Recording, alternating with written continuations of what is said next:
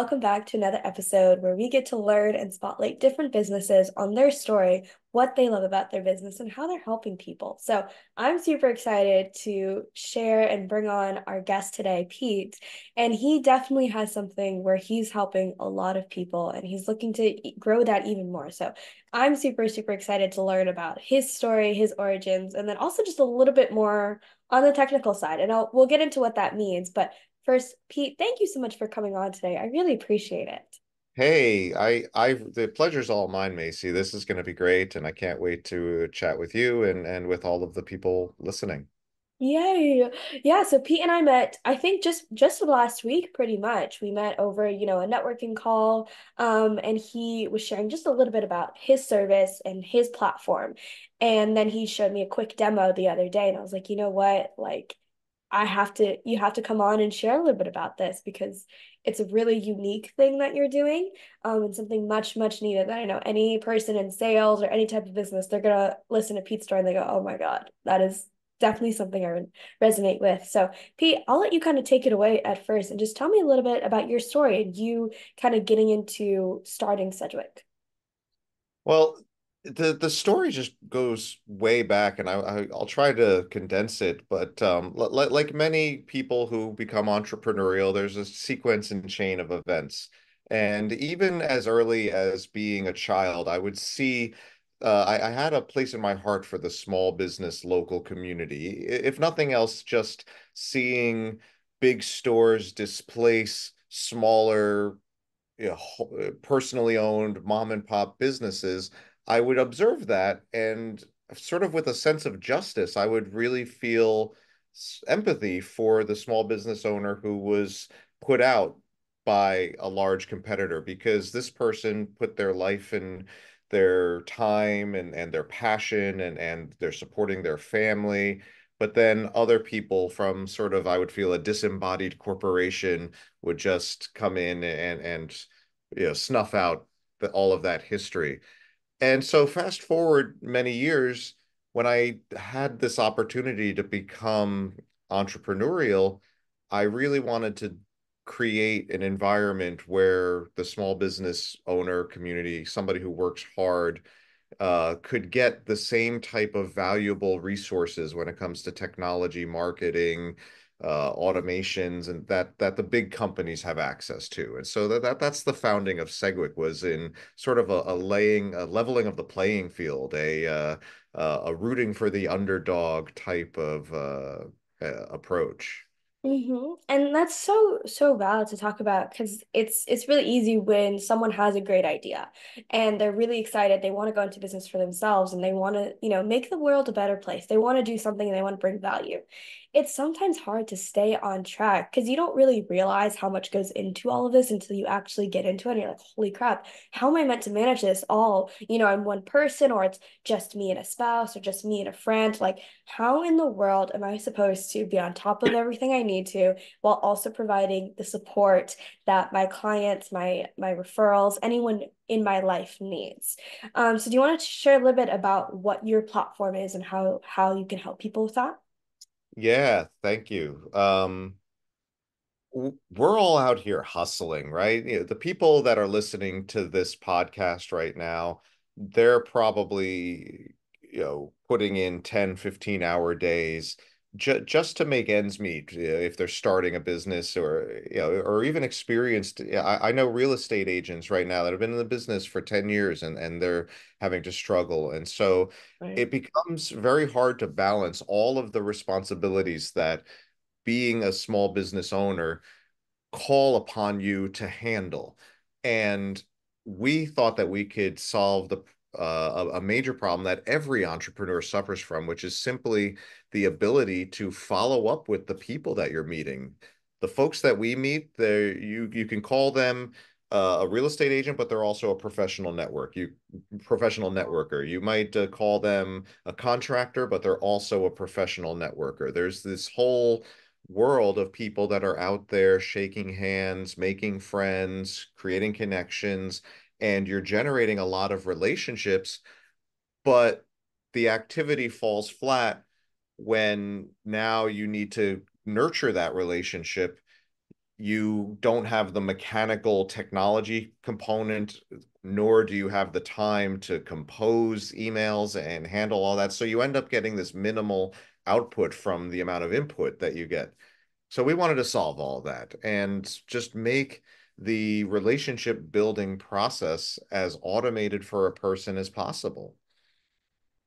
Wow, that's really, really great, especially because I know, as I've learned about being in business, is that the number one thing that we all fall short on is the follow-up, right? And we always go like, oh, if only there was something that could, help me and remind me and stuff like that. And you were showing with me, I know it's all kind of in beta, so I don't know if you want to like promote it, but you were showing me some really great tools that can kind of take the guesswork out of the follow-up. Because would you agree that like the reason a lot of people also don't follow up is because they don't know what to say. They don't know what to do next, right?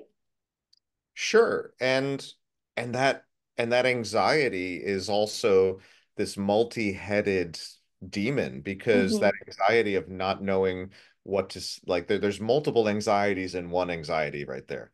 The multiple anxiety is like you in your TED talk. Do I who am I to even take up some moment of this person's time? Like Right. imposter syndrome, I don't want to bother people. Hmm. Okay, so there's that anxiety. Then, okay, well, if I have the courage to do it, uh, do I have the know-how to do it? And does the following day after meeting a person even allow me to? Maybe the kids are having an issue, or the pets, or your family, and you just don't have the time.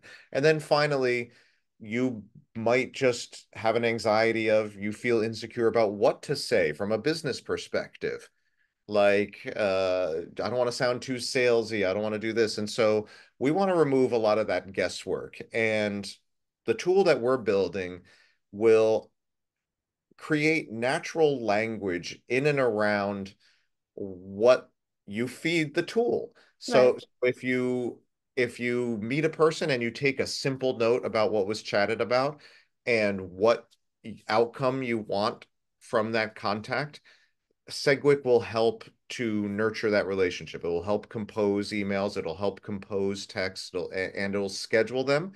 And then when people start to respond, it'll start to analyze what they're saying, and it'll start to tap you back on the shoulder to say, Right. okay, here's it's time to respond and keep. And so it's all just meant to kind of keep, you know, eliminate all these false starts that we have to the relationship building process. Yeah, it's so great because I think I've said great a thousand times. I'm trying to find a new word right now. So ignore that because I keep catching myself and I'm annoyed with it. But recently, some people may know, I know a lot of people that listen are in Florida. So we recently had a few hurricanes happen.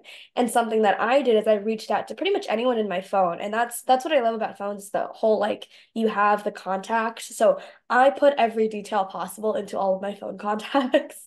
So like, where did I meet them? What are they? What do they do? All these things. Because even a few people responded to me and they're like, who are you? And I'm like, you know what? I don't know who you are either. But then I'd look at my notes, like, wait, I totally remember it. But I was just reaching out to people being like, hey, I know we have the hurricane. How are you? How can I help? And a guy connected with me. He's like, oh my gosh, actually, this is unrelated to the hurricane, but I've been needing to look into some of your services. Is there some way we can meet and like work together? And I was like, oh my God, like that wasn't even in my mind. I just wanted to reach out and connect with people again and see how they were with the hurricane. A lot of people had lost power, if they needed anything. And it just ended up being exactly what he needed to hear from me at that time. And we haven't connected in months.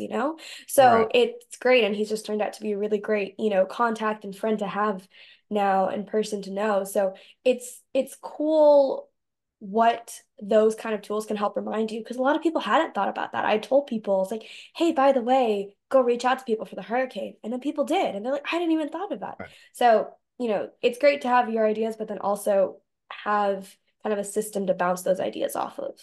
The idea behind this tool is that every we every entrepreneur should have a digital assistant that Mm, knows as much about what's going on in that entrepreneur's life as possible. right. And for us, what I noticed was that, for example, when I first started hiring virtual assistants early on, I realized, wow, what an amazing help this is to and it's practice in delegating and it's practice in creating systems and it's practice in understanding where a human asset kind of fails in communication and succeeds in communication and how to better approach all of that. And so but then what I started to notice is when you have remote workers, even if they're with you for a long time, they don't have all of the context of all of the relationships that you have. And so, us as entrepreneurs, we've been sold a bill of goods, for example, from the software companies. Oh, use XYZ CRM and you're going to grow your sales. Well, hidden in that story pitch is that you have to put in so much work into Mm-hmm. these tools. Right. And even after putting in that work, then you have to do more work to then begin the communicating. So it's really just what you said. It's just logging a few notes and communicating. But we're now at a point where technology can remove that from you. Right.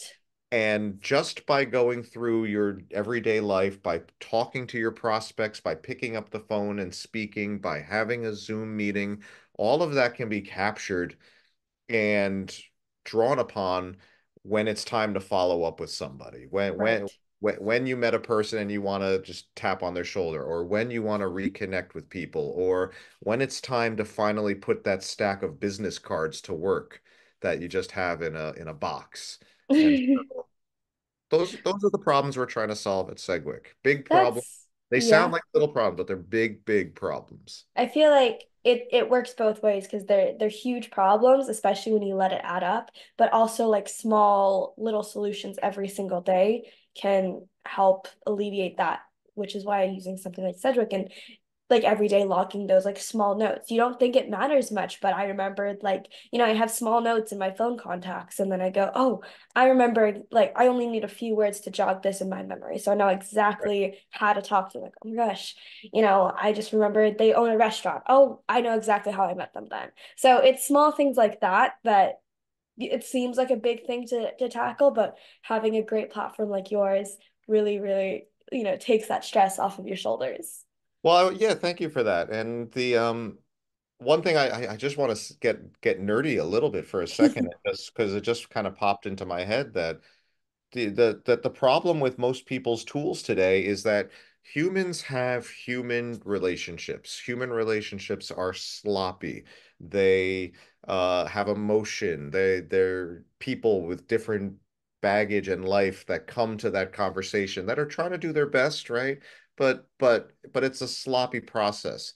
And the CRM solutions are this requires such an organized adoption. It requires structured data. It requires time to put in things into the right places. And so you're trying to merge poor, sloppy human scenarios with the need for structured data, and Yeah. therefore it's like merging oil and water. So we want to just Yeah.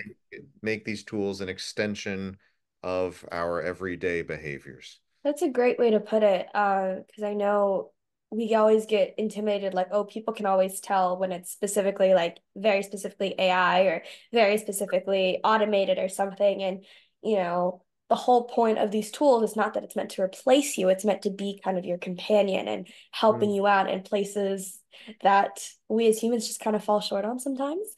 And we can always change up the language, but as long as we have some of these things in place, all some of these tools in place, we can kind of get a little bit further. So, Pete, I really appreciate you coming on and spending a few minutes with me, just Thank kind you. of sharing this amazing tool you have so people have a little bit more awareness that this isn't something you have to just accept and be like, oh, I'm only human. I can't follow up with everyone in the world. Maybe not, but you can try and eliminate and do as much as possible. Because there's always someone out there who needs your service. You just don't always know who it is. And you don't always know what time they need your service. So that's a great thing to keep in mind. So before we hop off, quick question for you is who is an entrepreneur you would love to have either coffee, tea, breakfast, or anything you'd like with, and why? Well, I have to admit that when you first kind of posed that question, the I tr I wanted to think of somebody deep, but what really first came to mind were the Kellogg's brothers. Okay. So if anybody listening or watching just knows the story, they think that breakfast cereal is just this fun, innocent sort of meal for hardworking people in the morning. But the story behind the invention of cereal is so much more fascinating than any inexperienced person can imagine. And so I urge anybody who's listening to just read the story of Will and John Kellogg for Okay. how they invented cornflakes. Okay. I'll do that the minute we get off this call. Because Yeah. yeah, the story involves a medical facility and insane people and just Oh, wild stories that led to these two men inventing like a food product that was meant to just completely chill you out and numb you to yeah, it's very fascinating. So I wanted okay. to get inside those people's minds to say, like, what were Yeah. you really thinking about that over breakfast, like over some cornflakes? Like, can you tell me more about what you guys were thinking? That would be amazing because I would have never thought, it's we just know it as what it is now. So I'm not a lot of people are going to go look at the origin story of things, but now I will, and I'll report back. It's got So an origin story more wicked than the Joker. whoa, okay. That's a statement that I'm going to be investigating now. So, Pete, thank you so much for the time. It's been really great getting to know you, and I'm super glad that we had this time to kind of showcase this amazing stuff you're doing. So, I appreciate your time again. Thanks, Macy. Of course. And everyone watching, I really appreciate you as well, and I'll see you next time. Bye.